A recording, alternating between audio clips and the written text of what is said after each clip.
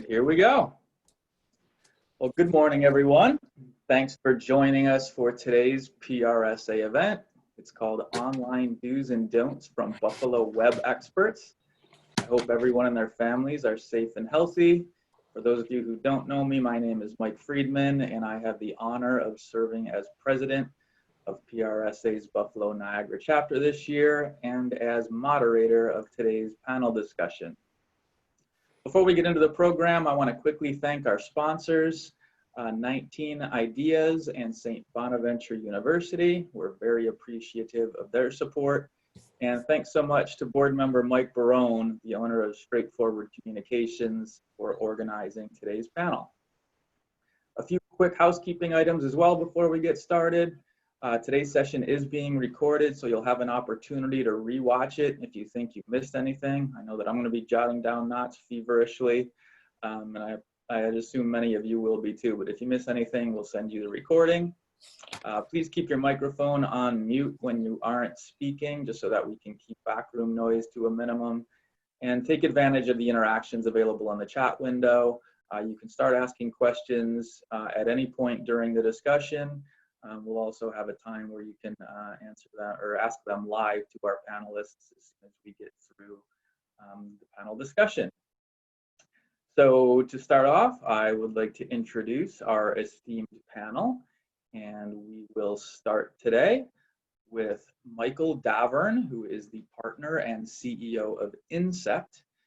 For nearly 25 years, Mike has been providing product, sales, and marketing support for some of the largest organizations in healthcare, sports and entertainment, and consumer products, companies like Pfizer, Blue Cross Blue Shield, Atlantic Records, the NFL, NHL, Coca-Cola, and FIFCO. Through these experiences, Mike has built a team developed on inventive perspective to exceed the demands of Incept's digital marketing clients. Welcome, Mr. Davern. Our next panelist is Lena Levine, founder and CEO of Forcoda. Lena is a leader in the UX, UI design and web development field with over 10 years of experience. She has worked with Fortune 500 and Inc. 500 companies on both national and local levels. A few of the brands with which she has collaborated include Oral-B, the Central Park Conservancy, M&T Bank, and the University at Buffalo. Like these projects, most of what Forcoda encounters requires complex technical web and mobile app products, and Lena and her team always deliver a high-quality solution each and every time. Thanks so much, Lena, for joining us. And our third panelist is Sam Insalaco, founder of theBREWROOM. And Sam has been providing web, digital marketing, and IT-related services for roughly 20 years, working for several companies in Orlando and Pittsburgh before returning to his hometown several years ago to launch theBREWROOM, a marketing company. What it boils down to is that Sam likes to help people. It just happens that he's pretty good at this website and SEO stuff. Oh, and he drinks a lot of coffee with people, good coffee with good people. His company provides website design and development, SEO, paid search, and more. And I'm very grateful to our panelists for joining us this morning. Thanks so much. Yeah, thank you. Thanks also to BNSME for helping us to coordinate some of the outreach. And I know that we have some members with us today. It's always great when we can collaborate, so most appreciative for this work together. And now we will get on to the questions. We can start, I guess, with Michael. We can go alphabetically to get this thing underway. First off, Michael, what are some of the general tips that you can offer for improving SEO, including for off-page tactics like ensuring your Google My Business info is accurate and up-to-date, and social media channel integration? Well, when it comes to SEO, obviously it depends on the focus of your business, but even if you are a local company like Incept is that serves clients potentially on a national or international basis, or if you are just a Main Street USA client and you are serving people right in and out your door, all the aspects that contribute to where we come up in search results, where we rank on SEO. Super important. There's some really, really easy ways to start the ball rolling in that direction, especially on the off-page side, optimizing your local SEO. Google My Business is a big piece of that local SEO part, but there's lots and lots of different resources that you can actually claim, lock down that information, things like name, address, phone number, website links, but also hours of operation, staff bios, photos of your business, all kinds of great information. The more we stack into all the places where we can put that information, the more likely we are to come up in search results. So if you were to Google any topic or any particular business, the businesses that have all of these references, so Google My Business is going to come up first, and especially on mobile, we call that.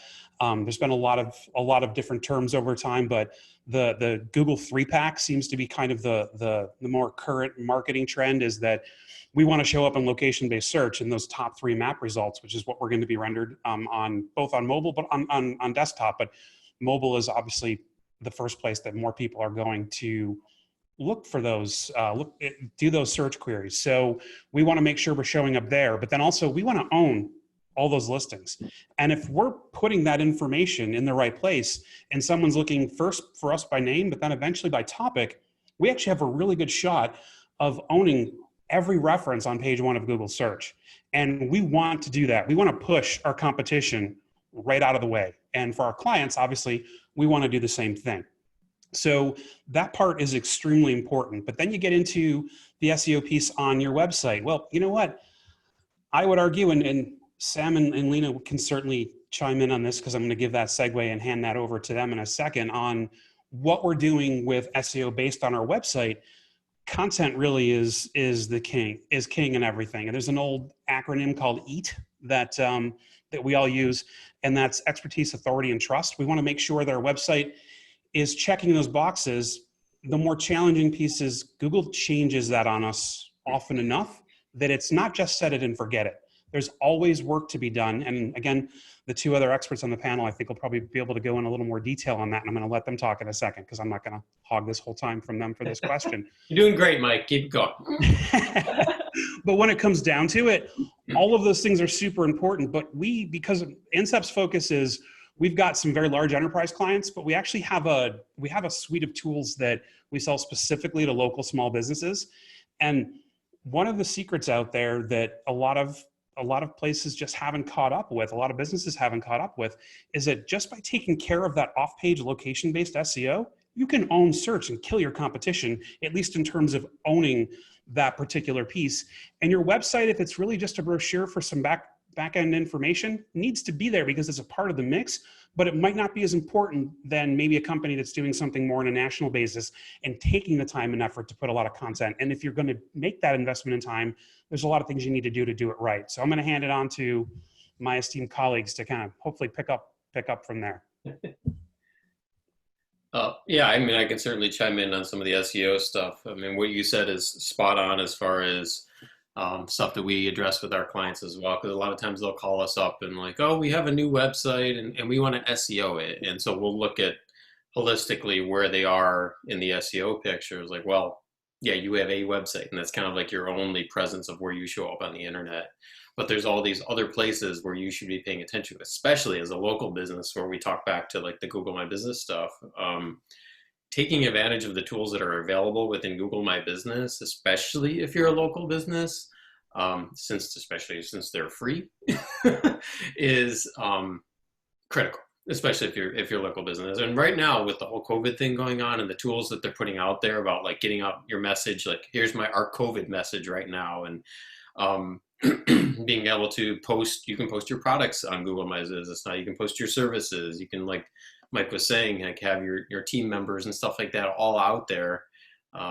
It's really a whole nother web presence for you. And Mike, again, was spot on. We tell our clients, like, you want to own page 1. You don't want just your website to show up in the top 3 results. We want you to own the whole page. Your competition needs to not exist on that page when somebody searches for you or what you do. I mean, it's a little harder for, like, if you're selling a product, like for you to own all of page 1 for that, but there are ways. Like like I was just saying, you can add your products to Google My Business, updating your profiles across the board on all of those different platforms, you know, like Yelp and Travel Advisor and all these other sites where you can just show up for free and really kind of take over all of that real estate is important.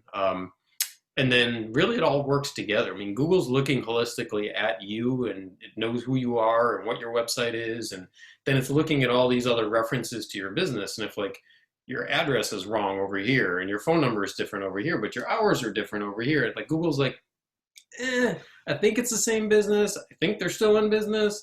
I think they're located here. And the problem is, and I repeated myself several times there with the I think, is you don't want Google to be guessing about anything as far as your SEO goes, anything. You want it to be easy, like Google understands who I am, where I am, what I do, who I do it for, what my calls to action are. All of that matters now. It used to just be like, oh, you can find my website and I've got these cool keywords plugged in.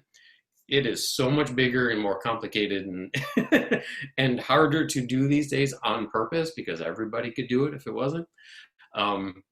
That you need to kind of start paying attention to some of these other things that are going around out there, especially the free ones that you can take advantage of right now. Mike, does that make sense?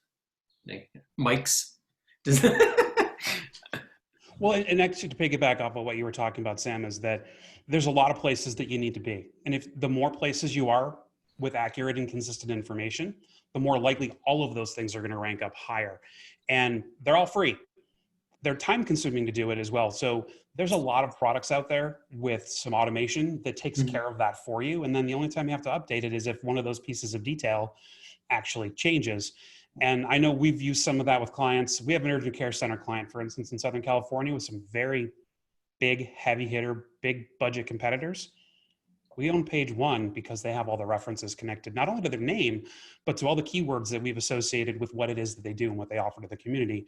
And yeah, there's people probably sitting in a boardroom at Kaiser going, how do these guys, yeah, how these little guys come up and creep up on us like this? Because we did it right. And it's fun. It's cool. Lena, what did Mike and Sam miss? So yeah, I think the Sam had this really good segue into, you know, how SEO these days is more than just, you know, or, you know, plugging in just a few keywords here and there or making Google to guess who you are and what you do, right? We need to approach it from more holistic, you know, holistic look. And typically when we look at the optimization of the websites for our clients, we approach it from the UX UI design angle, since that's where our expertise lies. And because, you know, when we're thinking about what's happening after people find the website online, right? So you can drive the traffic to the website all day long, but if they bounce off the homepage or if they bounce off the page that they landed, well, all that effort has been wasted. So we definitely want to take into account the user experience and so UX UI design. And just to, for anyone who's not in the you know, not in the loop on the design lingo, so user experience and UX UI, they kind of get to go hand in hand, and some people use them interchangeably. But so user experience is describes the user journey through the pages on your website. Is it easy to find the information? How do they get from point A to point B? And user interface is your look and feel, right?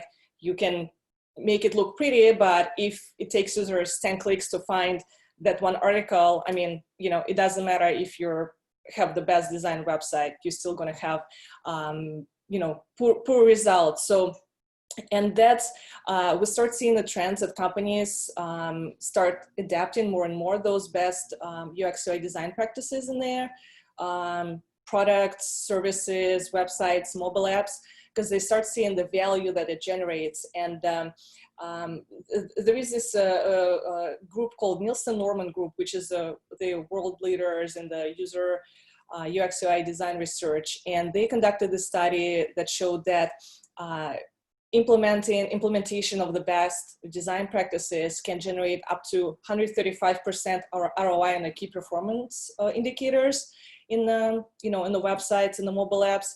So it shows that, you know, it's how important it is not to overlook the the design aspect of the products and the websites.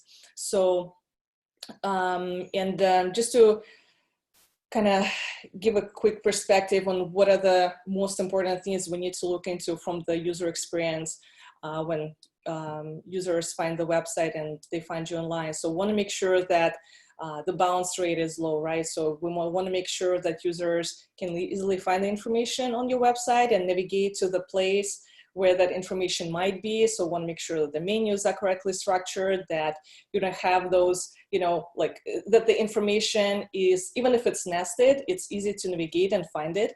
We want to make sure that content is presented in a clean way that customers can navigate through it or find what they're looking for. We want to make sure that the page load time is optimized, so that's also part of the user experience.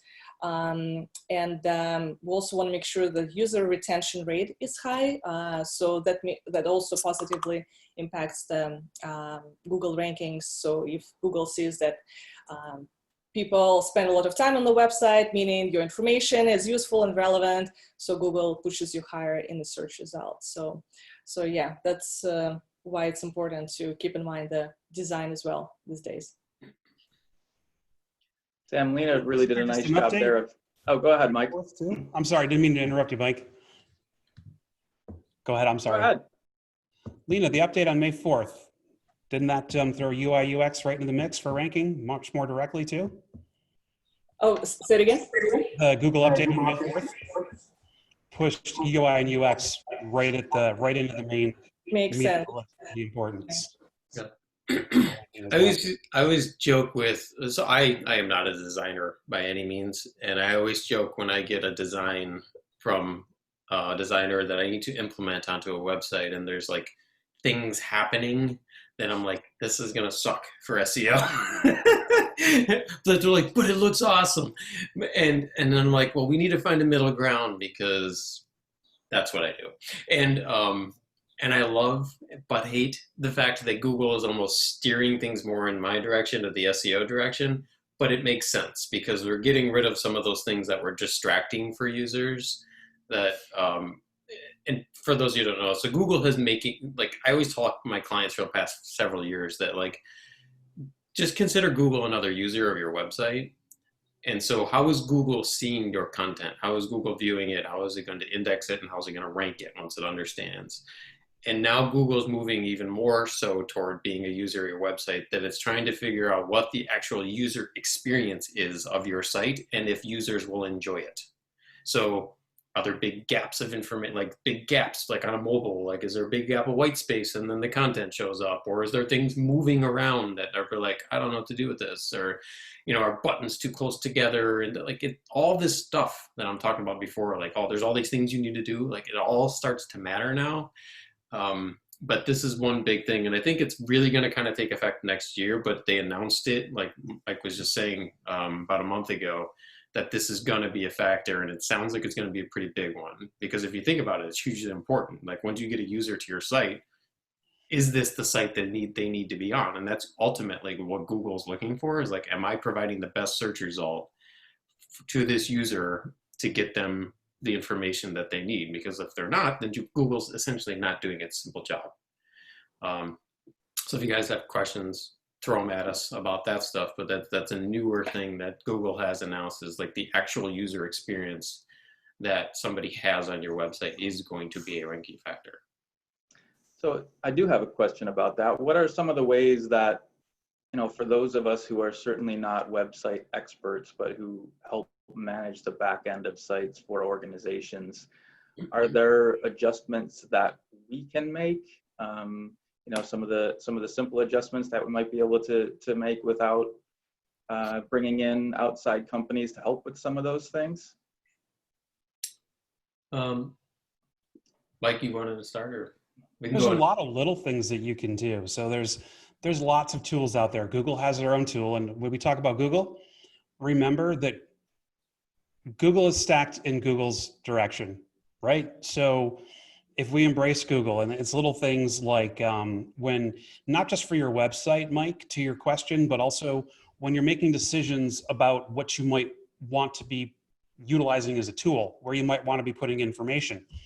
For instance, if you have Google Business Email, or you don't, but you're leaning towards that as a decision within an organization, Google's not going to come right out and tell us that, but that helps at the end of the day.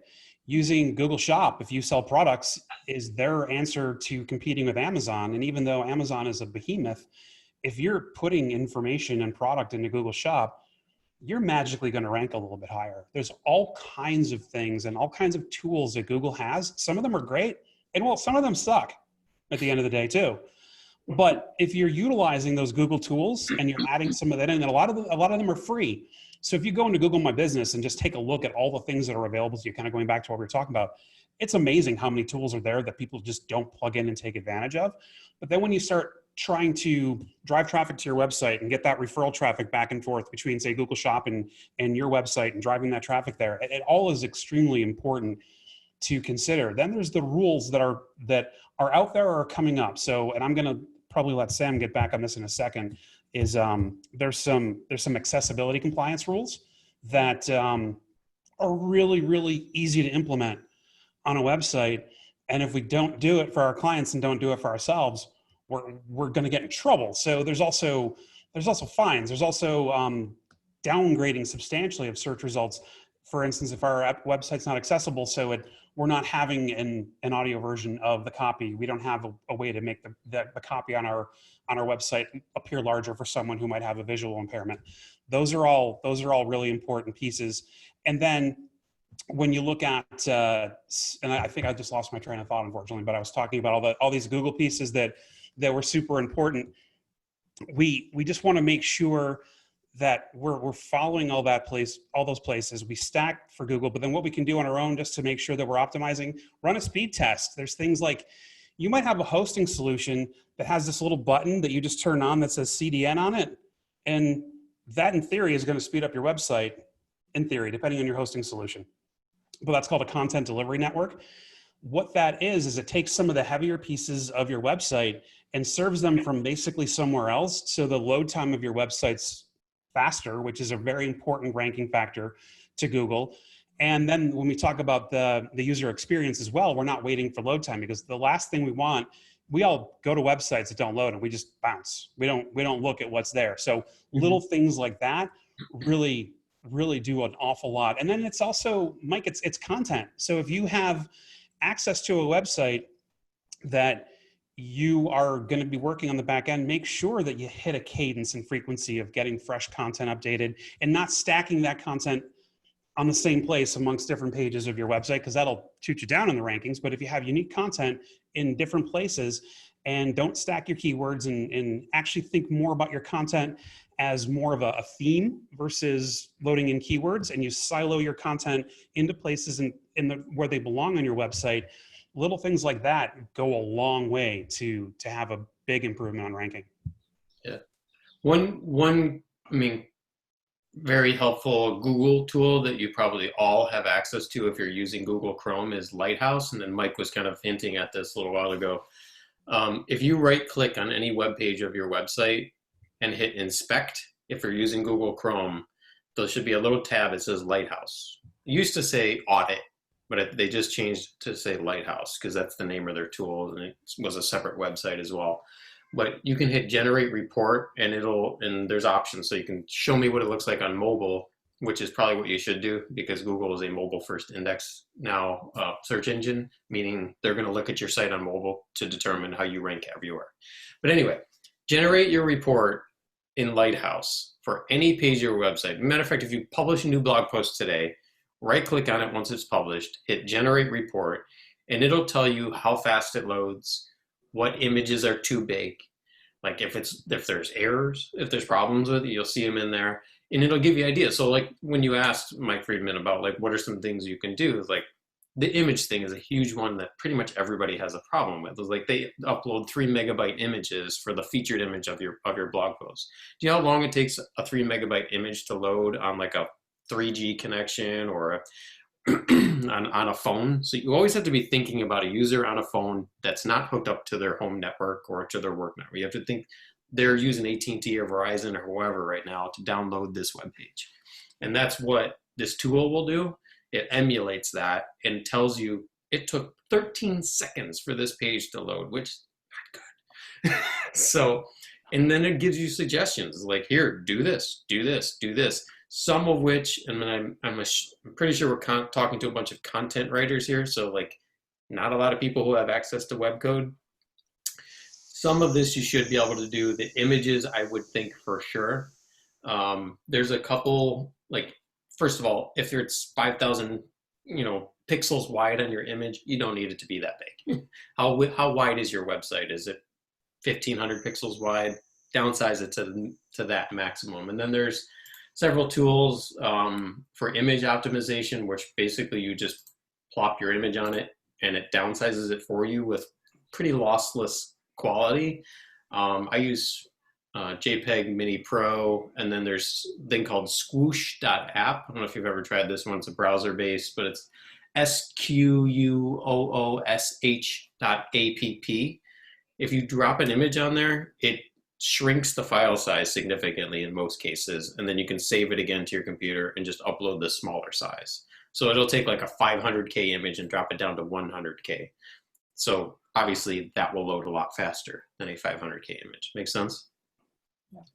From the content point of view optimization, so since we have a lot of content people on this call, and that's something you guys can definitely do if you have access to your website admin panel, is even just looking at the content of your homepage, of the main landing pages that you have on the website, and giving it a fresh glance and see, is it, for the users that find your website for the first time, is it clear what the website is about, who it's for, what you do, what services or products you're offering, and how you can help those people that find you?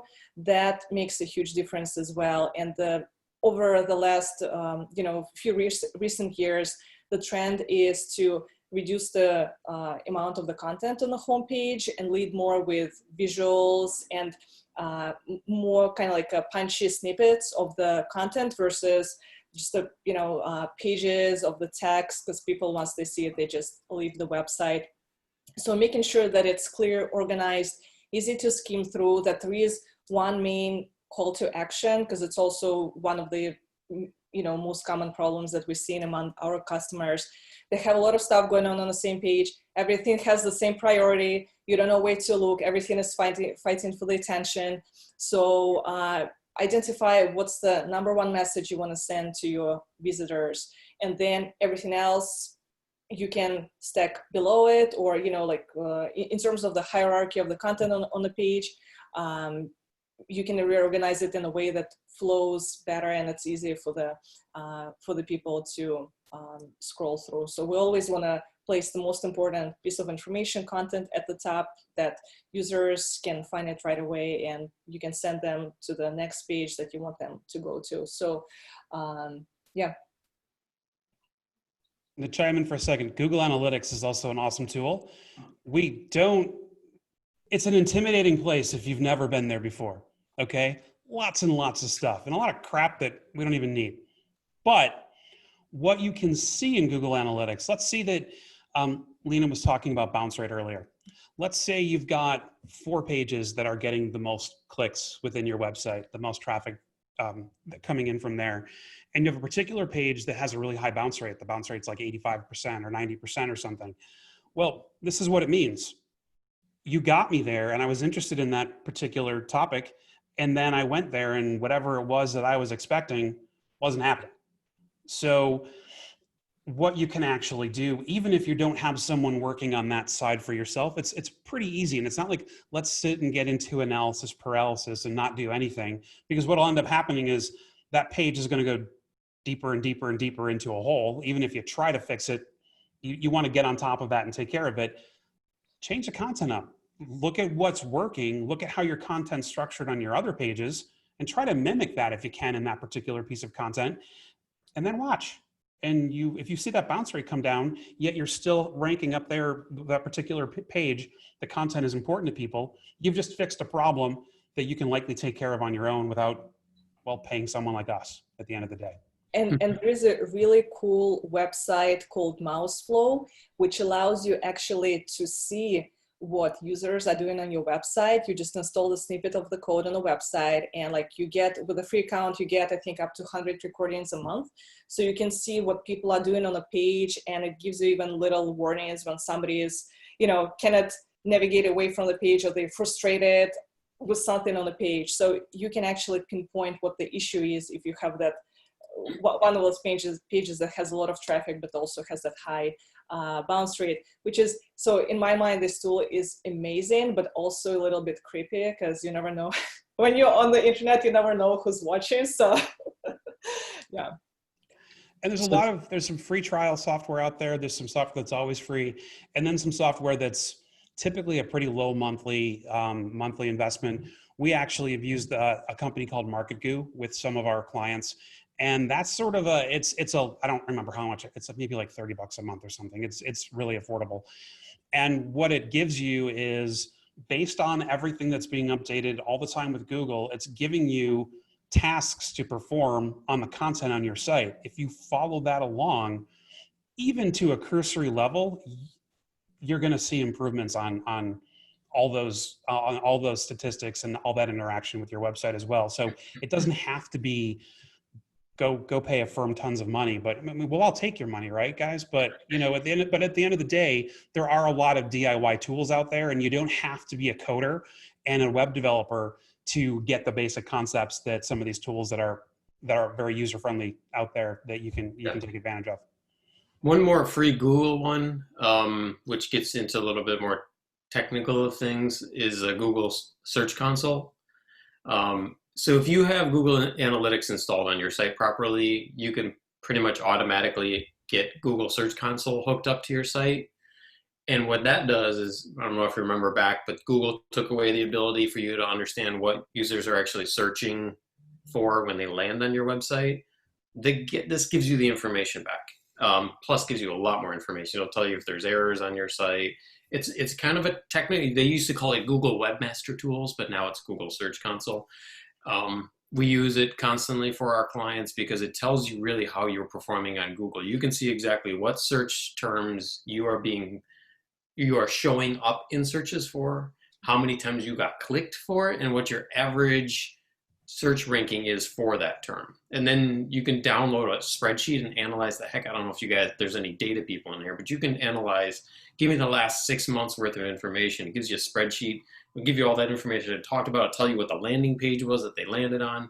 So it tells you exactly how your pages are performing on Google. So if you're interested in doing this type of work, like understanding and improving your search rankings, like that's a pretty critical one because it's coming right from Google, telling you how your pages are doing and what search terms you're found for and all that fun stuff, and any other problems that might be occurring in there. Plus you can submit your sitemap, which I don't know if any of you are familiar with that. You can submit it to Google, which just makes it easier for Google to see exactly what published pages on your site and quickly get through them all.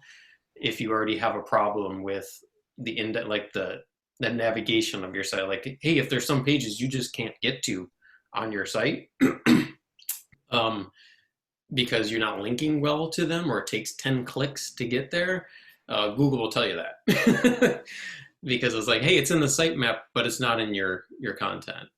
Plus there's other, I mean, this is where working, where, and not to sell Mike and Lena's services and my services hard, but like, it's hard for you guys to understand, well, what the heck is important? You guys just went through like 3,000 things that I need to think about, and it's probably overwhelming, but like, that's where kind of we would come in, is like, we're like, don't worry about that stuff right now. Here's the big stuff that you should look at, because that's the stuff we do everything. We look at the big picture of everything that's going on with websites and what's wrong and what's good and what's working here and what your competition's doing and all that fun stuff. But that is where we come in. Like, we use these tools, and based on the years of experience that we have doing this stuff, we can tell you what will help and like what's not worth your time right now and stuff like that.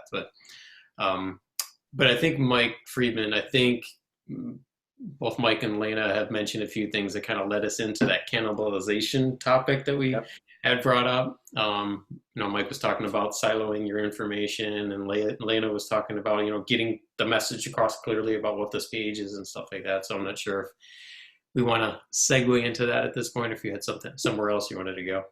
Yeah, no, that would be great. Let's get into that. I mean, what do our guests need to know about a keyword cannibalization, and what's the best way to take advantage? It's kind of a weird and scary term, but basically really all it is. boils down to is keyword cannibalization just means that you have multiple pages or posts on your website that are all competing over the same term or set of terms. So like if you have a page about blue widgets and a post about blue widgets and another post about blue widgets, like all these pages are competing for the same search term. And it used to be the fact where you want to have a bunch of pages on your website all talking about the same thing because that's where you get your rankings up. But if you think about it, and again, to what I talked about before, like you're confusing Google. Like, what's the official page about blue widgets on my website? And then what are these other pages talking about that support that page and link internally back into that page? So that's basically what keyword cannibalization is. And unless you're, like Mike brought up some tools, Lena brought up some, unless you're looking at some of this stuff, you won't know if you're doing it or not. There is one way to tell if you're doing it. You can do a quick Google search of, matter of fact, I'm gonna post an article on here, but there's a quick Google search that you can do to see where you rank for a particular term or what pages on your site show up for this particular term that you type in. And if you're getting 6 pages that all show up for the same term and the top one is not the one you want to be, then you know you have a problem.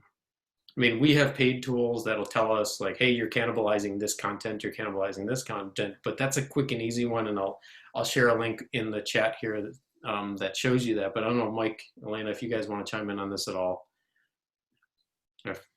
Or correct me if I'm wrong on anything. I think you pretty much covered everything really well. And that's the sorry. point is we're not without tools, right? And there's a lot of free ones. There's something we use called SEO Site Checkup internally that we have an agency paid subscription for.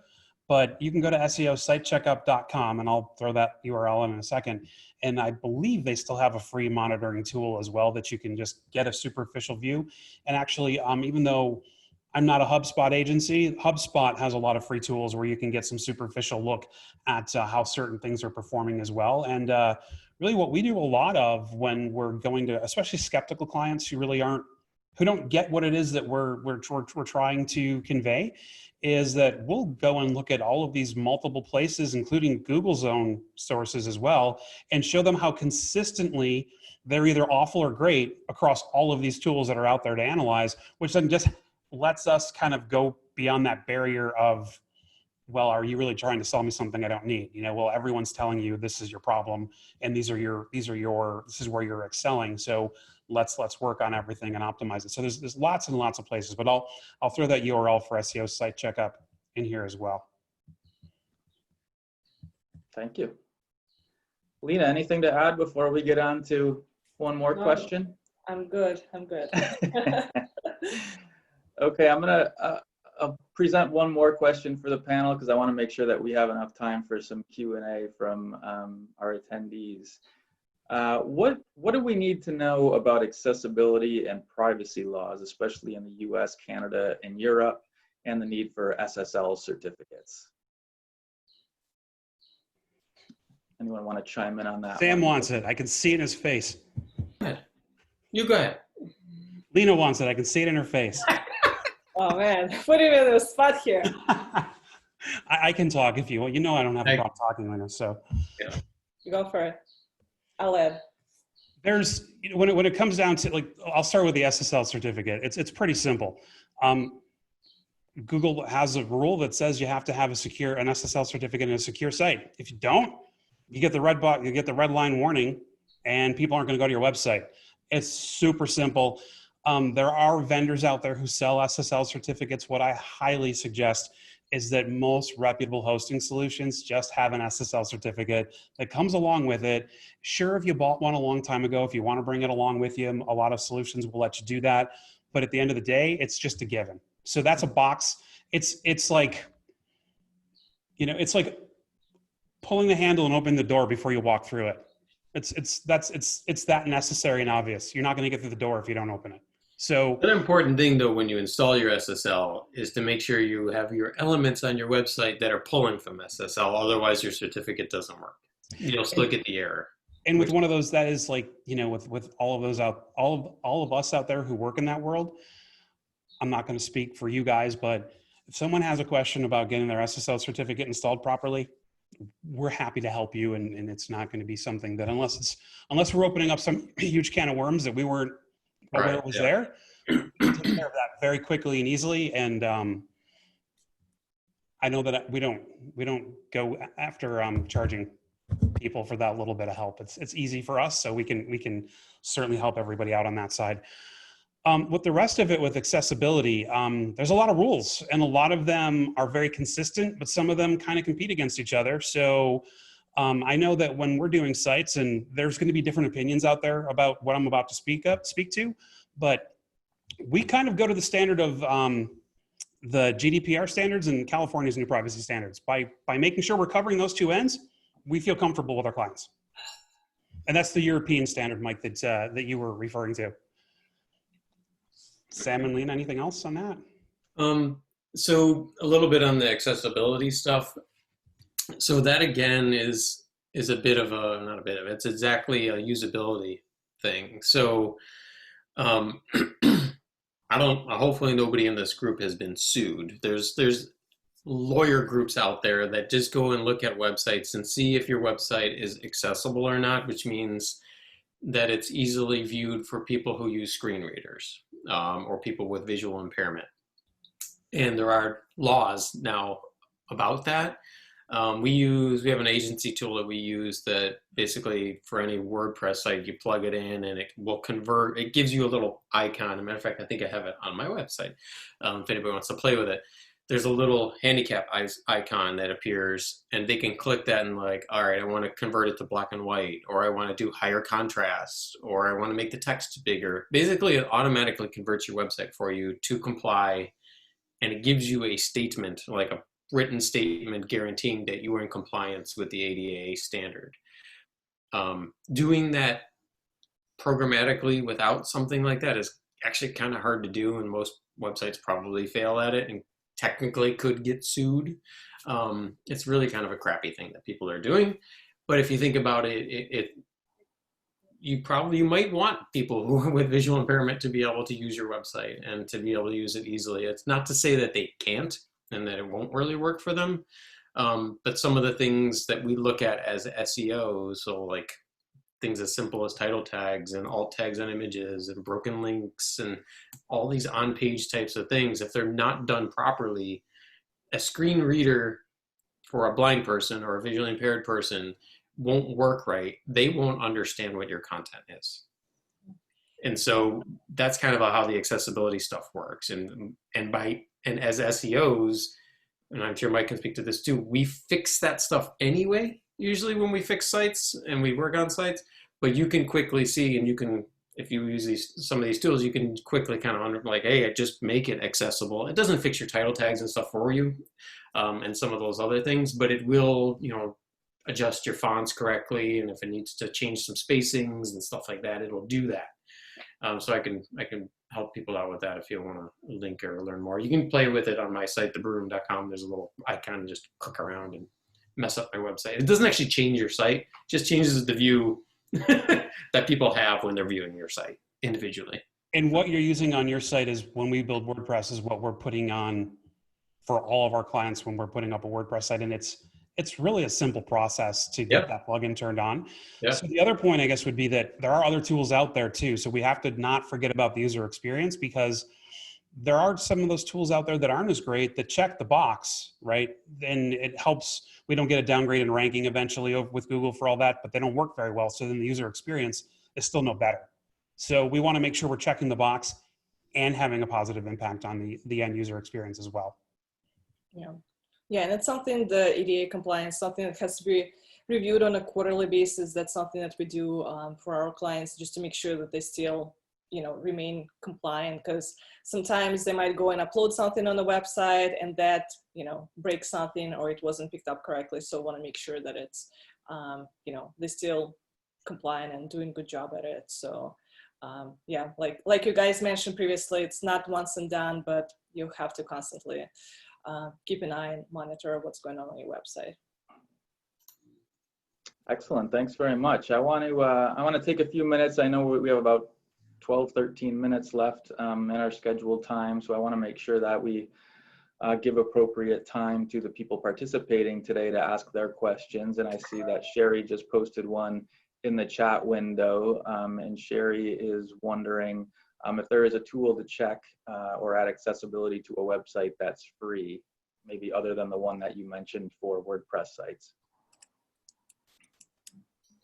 Well, Google Search Console will give you some of this stuff. It'll tell you when you have elements too close together, or trying to think of what are some of the other things that pop up in that one. I mean, some accessibility things are just as simple as broken links and things like that. I don't know, Mike, if you have any other tools that are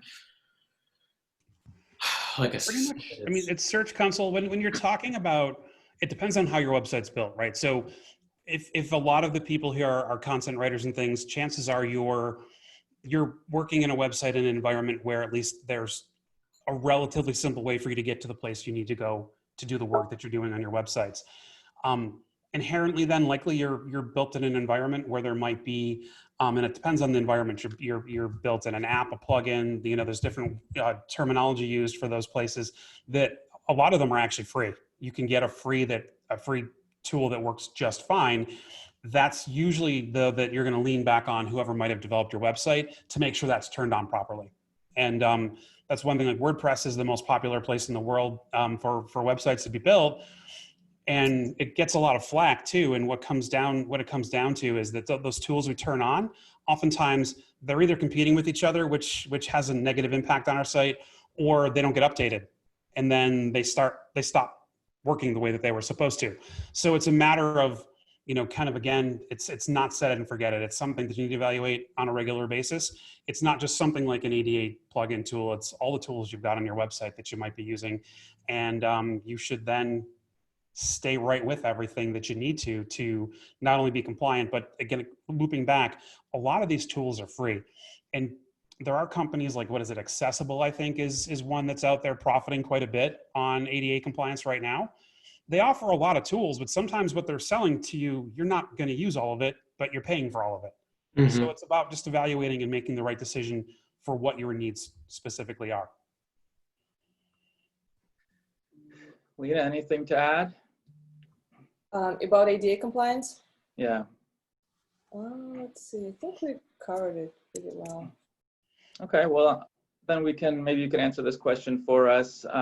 Wondering what are some of the go-to resources that you guys use to keep up to date on these ever-changing skills, tools, laws?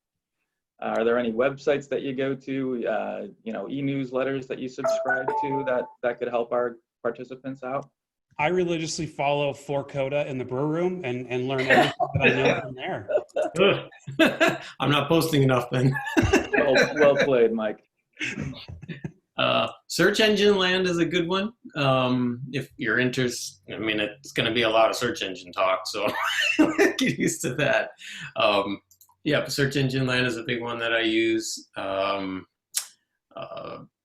Moz has a beginner's course on there that I think is free. That is like intro to SEO that you can really learn a lot through. As a matter of fact, there's a guy on this call that works for me right now as an intern that I made go through that process, but they have an intro at moz.com. So they were probably one of the first softwares out there that really did a good job as far as helping you optimize your SEO and kind of audit your site and stuff like that.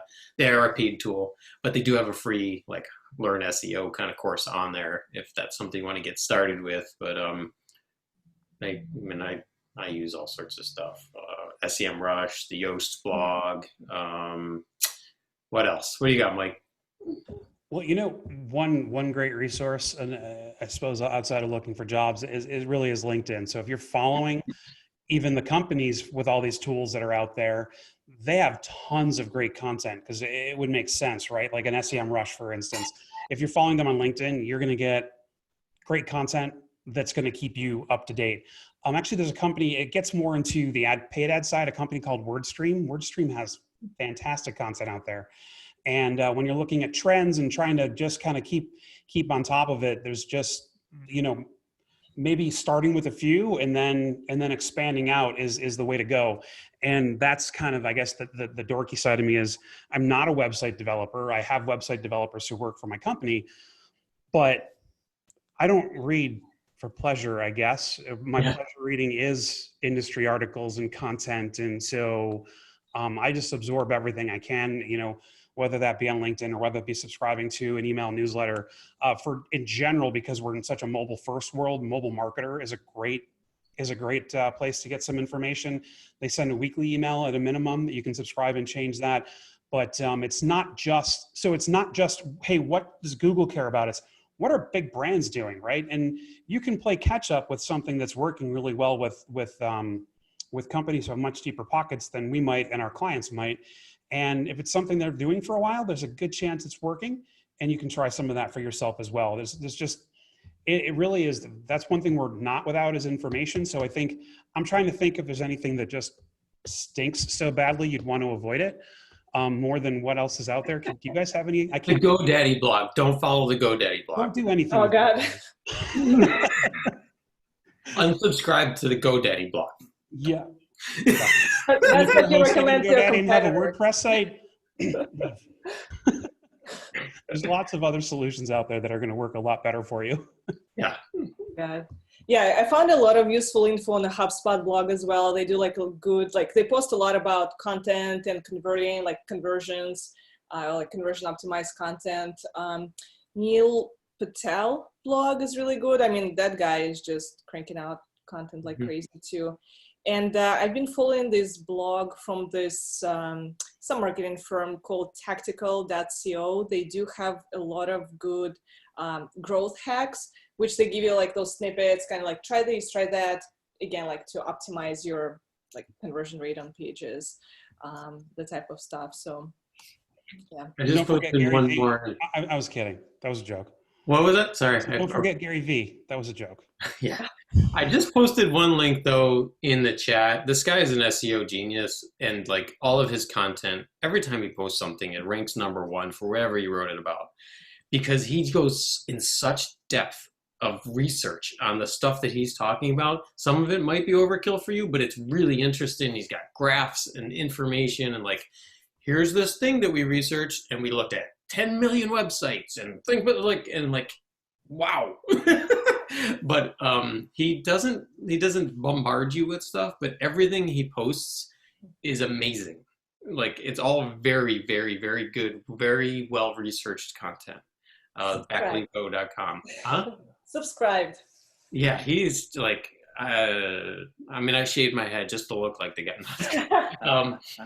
No, but he's very good. Like, he is on top of things with this guy. So speaking of blogging, we have another question. How important is a blog or a news site on a web page to provide regularly updated content? Anyone want to jump in on that? It should be one of your goals. It's very important. Mm-hmm. If you just have really a brochure website and your website is not the central hub of your digital marketing, then maybe it's not as important. And there are entities and companies out there who don't need this, who need to be completely and constantly feeding their website. If they started though, they do better. So that's the piece, is there's always room for improvement. But when you look at adding a blog, it's also, I guess, and having a news, it's important, but also it's not all or nothing. So you can start, and you don't have to feel like, oh my God, I need to post a blog every day. You can start slow and work your way into it. And when we've done that with clients who weren't doing it before, there is a marked increase in both traffic to their website, but also performance, not just on that page of content, but it has a cascading effect on the entire experience and how the website's ranking as well. We see bounce rates go down. We see the rate of return users go up. So it's important, but just remember, I guess, like I just said, it's not an all or nothing. So you can either do it on your own, or you can engage an outside agency and not break the bank just by starting slowly as well. Mm-hmm. And back to, Mike brought up the EAT thing earlier, the expertise, authority, and trust. having a blog, you don't always have to call it blog either. You can call it whatever, news or updates or newsletter, whatever you want to call it. But establishing yourself as a content expert about a particular topic or a group of topics or whatever your area of expertise is, the blog is the place where you can start to push that authority. So you have a page on your website about my software integrates with QuickBooks. And so you have a QuickBooks integration page on your website. And then you can have subsequent blogs that support that topic. Like, oh, here's how to do this one thing in QuickBooks that works with our software. Like, so, but this is where you can also get yourself in trouble with the cannibalization and the kind of confusing Google about which pages should be ranking for certain things. So if you do a bang up job on this one blog, but your main page for that topic kind of sucks, you might be steering Google in the wrong direction. Like, hey, it's not necessarily a problem that people land on that blog page because they're still landing on your site and it does well based on wherever you look at your performance, whether you get, look at your bounce rates, if you're getting leads or whatever it is from that. But it is the place where you can start to build that authority. You build up content around all of the different things that you are good at and that you want to sell or whatever it is. And everybody's like, well, how frequent do I need to post? Do I need to post daily, weekly, monthly, 3 times a month? What's the magic number? And I don't have a magic number. Like you have to look at your competition. What are they talking about? How are they doing it? You don't necessarily always have to I got to do one more a month than my competition. But maybe look at, they're writing 3 little blog posts a week. Like, well, maybe I write one longer, well thought out blog post a week or every 2 weeks or something like that.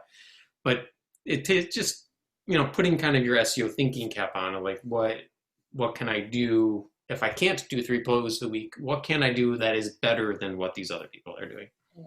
And I'll shut up now. And you hit the nail on the head with looking at what your competition's doing, because it's just like when I was talking about the local SEO stack. And if you're doing it and your competition's not, you're going to come out ahead. A small try it once a week blog that isn't interfering with the other content on your website and it's a good fit, that'll go a long way if no one else is doing it in your competitive pool. So it's not an all or nothing venture. Yeah, focusing on the quality over quantity is usually a good, rule of thumb here. And providing the value to your customers, just ask yourself, what questions can I answer that will help my audience to solve problems that they have, whether it's educate them about something, maybe provide a small tip on how to do something themselves that they can go in and implement. So just generally providing value will help with your rankings and will help to establish your brand credibility. Will help your company to be more, look more established in the eyes of the customers, have them come back for looking for more of that useful information. So just, there are a lot of benefits. You can use that in your marketing, part of your marketing emails. So you can reuse that content in multiple places, social media, emails. I'm using this great tool called Missing Letter. It allows you to reshare the same blog post on social media throughout the year. It automatically schedules different posts that go out on LinkedIn, Twitter, Facebook. I think you can connect Instagram, but I don't remember, maybe not. But what it does, so what happens, people write an article, right? They have this great post that they put, maybe dozens of hours to write. They post it on social media once and that's it, right? And you've got maybe 100 to 100 people seen the post and now it's gone. So what this tool does, you schedule it on an ongoing basis, maybe once a month, maybe more often. You can set your own schedule and you can change up the different, how you like different paragraph of the post with a link back to your website. So that way you get more eyeballs, you get the traffic to the website again. And so you're not wasting all that effort that you put in one article. So I highly recommend it. I'm gonna post it. And that's a good point. The life cycle of a piece of content like that is so small that you can repurpose it. And it's not, if you do the same exact cadence and don't change things up, it's not as good of an experience and not going to have as much of a benefit for you. But, you know, if you slightly change something up that's more topical and put it in a slightly different place, but you're going to get, this is marketing, right? And it's like advertising 101, it's reach and frequency. So if you put something out there once, you're going to reach so many people. If you put something out there multiple times, you're going to reach more people. And the more often that they see a piece of content or a topic of content that's out there, the more likely they're going to be engaged and convert down the road as well. One other thing is, if you have a blog and say, oh, I started it 3 years ago and I haven't done anything the last year, you could always go back to your old posts and say, hey, what can I do to fix these up a little bit more and add more content to them? Or maybe combine a few or something like that where you feel like, these are just, I just posted to post. I could do better with these. You can always go back to your old content too, and chances are information has changed as well. So making sure your old content is in a good shape as well is also important. Just wanted to throw that in there. Great stuff. Thank you, guys.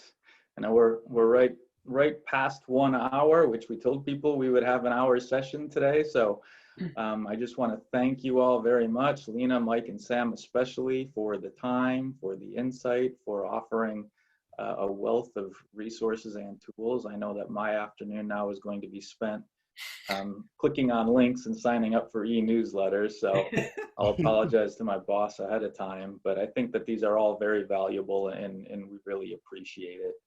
I want to again thank BNSME, Buffalo Niagara Sales and Marketing Executives, for collaborating with us on this event. We are planning to have many more online sessions coming up. Look for some announcements within the next week or two for future PRSA webinars. And if any of you who are with us today want to offer your expertise to our members, please feel free to reach out to me to do so. We are always looking for speakers and tapping the expertise of our members. So thanks again, everyone. We are very grateful, and have a great afternoon. Take care. Thanks, Mike. Thank you. Bye-bye.